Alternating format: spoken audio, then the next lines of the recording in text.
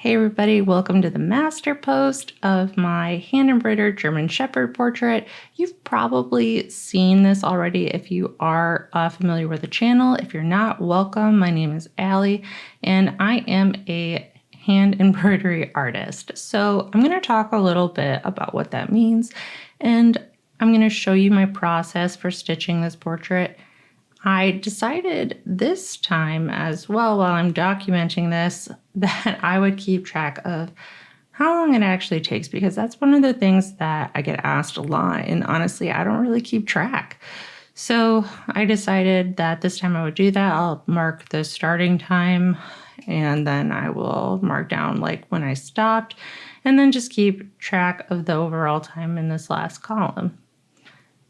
This was a mistake because my dad called me, so I am actually starting at 1. So I always call this method thread painting. Essentially, I'm using embroidery floss or thread as my medium, just like paint, to paint with thread.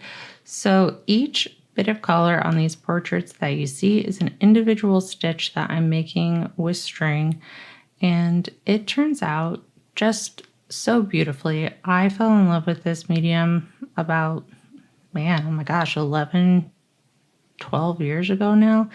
And I have just not really strayed too far from it, to be honest. It is a great meditative medium. There's so much room for improvement and experimentation, and it just feels great. So whenever I start one of these portraits, I generally will start with the eyes first and then the nose.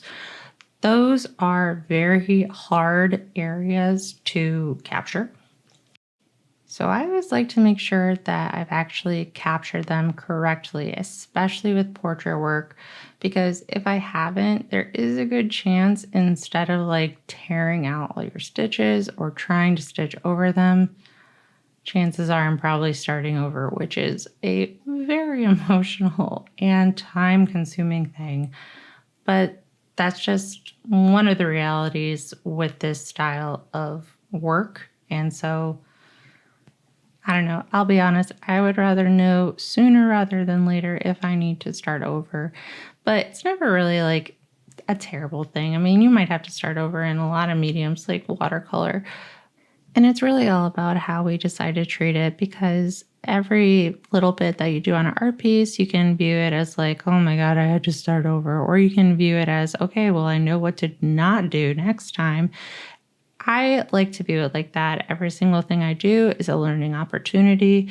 And that's part of why I haven't gotten bored with embroidery after all this time. I mean, there is just so much you can do with like blending, direction of threads. Personally, I think it's an incredible art form, and especially with it being like so tactile, I don't know, you just get such a beautiful emotional connection with your pieces. And that was definitely true of this piece. I felt a really deep connection with this dog, and I had such a good time stitching this piece over the time period that I did. It was actually around Halloween. And I recall that just because I started rewatching The Haunting of Hill House on Netflix. And if you are a fan of horror, I highly suggest that show. It is just so good and immersive. Like, part of me wondered if maybe this portrait took a little bit longer because I'm like stitching and then something wild happened on the screen. I'm like, oh my God, what just happened?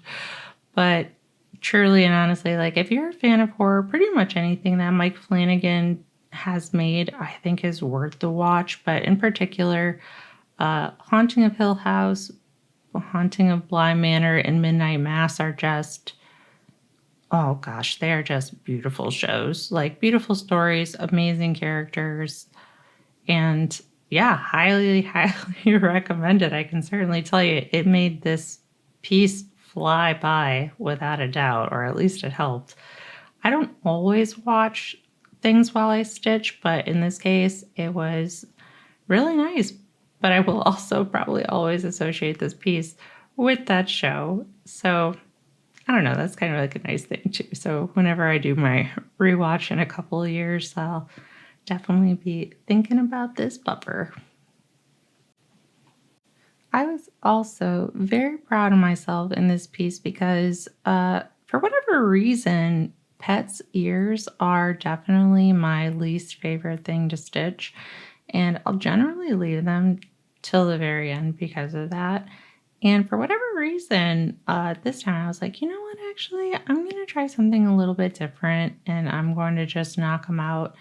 And I feel like it was a great choice because as you can see here, we're starting to get into the actual like bulk tone of the fur. It's more of like a brownish tan. And watching these colors blend into those darker areas of the coat and the ears, like, oh my gosh, I was like looking at them like, wow, this is looking really nice, really cool. I like to see these pieces as they come together because honestly, like there's some times where I've been like looking at work that I do and I'm like, should I just stop now? It actually looks really cool. And I also think it's just really great for your brain to try some new things when you're working. I am a full-time artist and it can be really easy to just like get stuck in the mold and I'm like, okay, I know I can do this fast in this way. This is how I always do it. So you kind of get on autopilot and you just keep going, going, going. But there's something amazing for your brain when you just take a second and you think, actually, maybe I'm going to do this a different way. And I think that's really important for us to do in all aspects of our lives. Like if you take a walk every day, sometimes when you get to the street and you're on autopilot, just pause for a second and think, you know what, maybe I'll actually walk a different way and help form some new neural pathways in your brain. It's super good for you. And yeah, just watch your day expand. I can certainly say that I saw myself have a great expanding moment when we're working on this piece.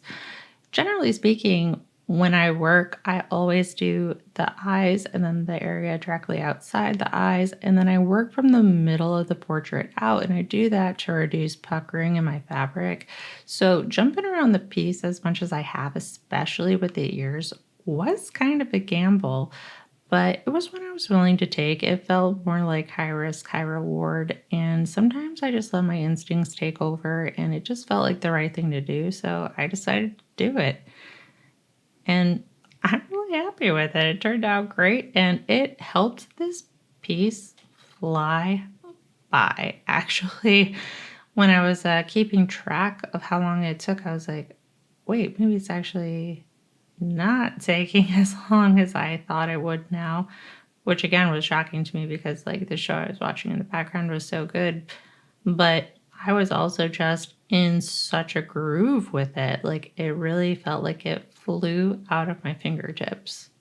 And that's always so exciting when that happens. It really just like a bonding experience with a piece, almost like it was meant to be. It wanted to be here.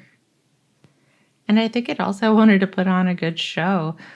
I mean, when I was recording this back, I was like, gosh, every single stage of this piece just had such a beautiful moment in its own right. And it felt so cool to see. Like I said, I mean, I just love to see this. So here we are at about 11 and a half hours in.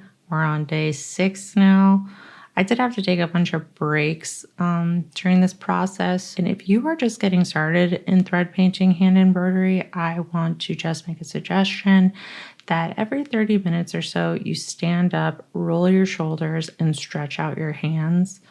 Because let me tell you, if you're like sitting over like a shrimp, oh my God, the next day you are going to regret it. Your poor neck is going to be in so much pain. So don't forget, sit up straight, roll your shoulders back, get up, do some squats, stretch out your hands. Like, I know it sounds silly, but truthfully, like, you'll thank me. Yeah. Some of the most pain I have been in is because I just was leaning forward for 2+ hours and I was like, oh my God, this was a mistake. But hoop stands, which is what I'm using right now to film, can also be really helpful. I personally like the ones actually that are on the ground. The most, they're really tall, but I am using a tabletop one right now. Unfortunately, I don't really recommend this one very much, but there is one from Michael's that is like a tall stand that you can put on the ground and pull towards you while you're sitting in a chair that I personally think is really good. All right, so here we go. Day 7. And I'm getting started on this piece today at 12:10 p.m. Now, if memory serves me correctly, I think I was in the final stretch of this piece at this point, and I could start to taste it a little bit. As I do, there were going to be like a lot less color changes here down by like the neck area of the dog. I just started with like a darker shade in this case, and I was blending a lighter shade into it, and I was like, oh my gosh, this is gonna pull together really fast. And I'm trying to think, I think I actually did just like want to make that mistake I just told you guys not to do and like really rally and be like, yeah, I could stitch for 2 more hours. And then I was like, no, you cannot. Please don't do that. Or at least if I'm going to, yeah, get up and stretch. But when I get to this point in the portrait and I can really see the finish line, for me, it's hard to stop. Honestly, it is, because it's exciting. I think that this point when everything is starting to like really pull together, it's exciting. It is a fun thing. And, usually at this point, I will send an update to my customer and I'll be like, okay, we're almost done. And, you get to hear what your client thinks of it. And that is like one of my favorite parts of the process. It is really wonderful. Like that first time that they get to see it is really great. And gosh, again, this one just pulled together so well. So there we go, day 8. And this was the end.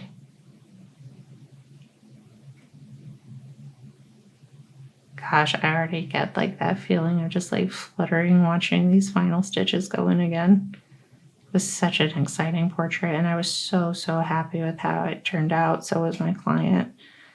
It was just great. All right, so I did a little bit of detailing off camera, but I will also show you how it ended up. And this was the final stitch. So here we go, 19 hours.